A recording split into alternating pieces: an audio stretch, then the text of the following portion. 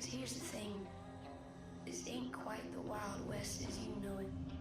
What's going on, guys? Eugene here, and let's talk about Weird West.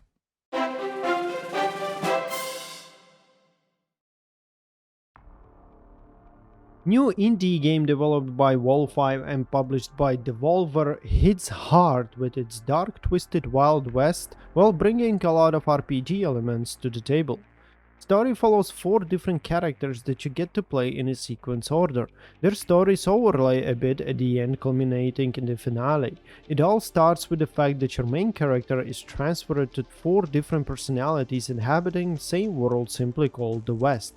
What's even better, each of these characters is amnesiac, so they or you don't quite remember who you are and why you possess them.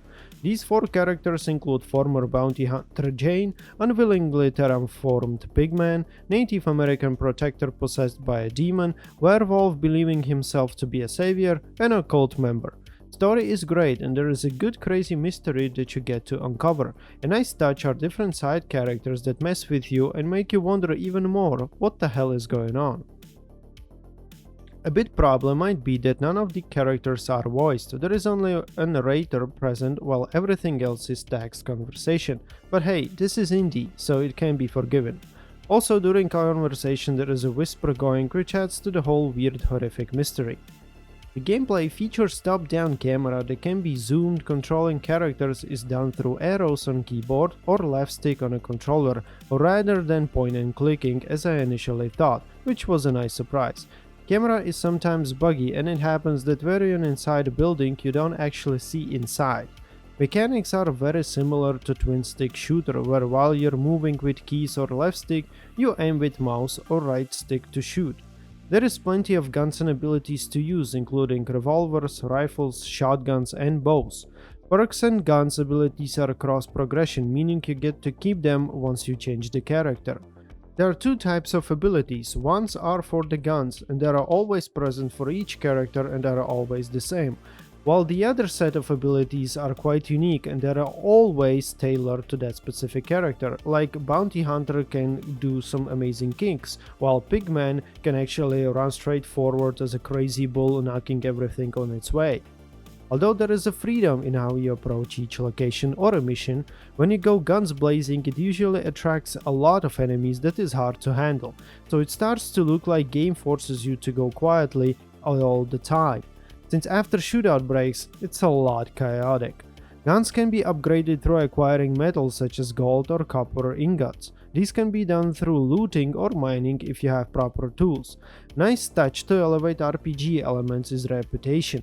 Each time you do something bad or good, either in main or side quest, your rep either grows or drops, which affects how each town treats you, and it also affects what prices you get from merchants.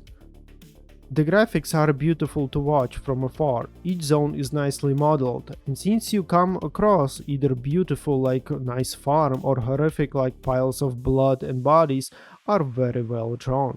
Soundtrack and whole music score adds a lot to the atmosphere of the game, whether it's creepy music with something like cat meowing while you're digging through dungeons filled with corpses, or good old-fashioned action country music when you're emptying your revolver. You enjoy every bit step of it. Game does suffer from glitches, especially NPCs, going so far as to stop you from progressing, like when there is a mission that you need to do quietly but an NPC that usually leaves the area gets stuck in the door, enabling you to leave. Nonetheless, Weird West lives up to its name, since you get to experience the weirdest Wild West you've ever seen, and you can spend some solid hours to grind it for 100% completion, enabling you to replay over and over. This is definitely one of the best indie games out there, available only for $40. And let me tell you folks, I paid much more for AAA titles that weren't even half as good as this one. So, thank you very much for watching, guys. See you in the next one, and as always, keep on playing, my friends.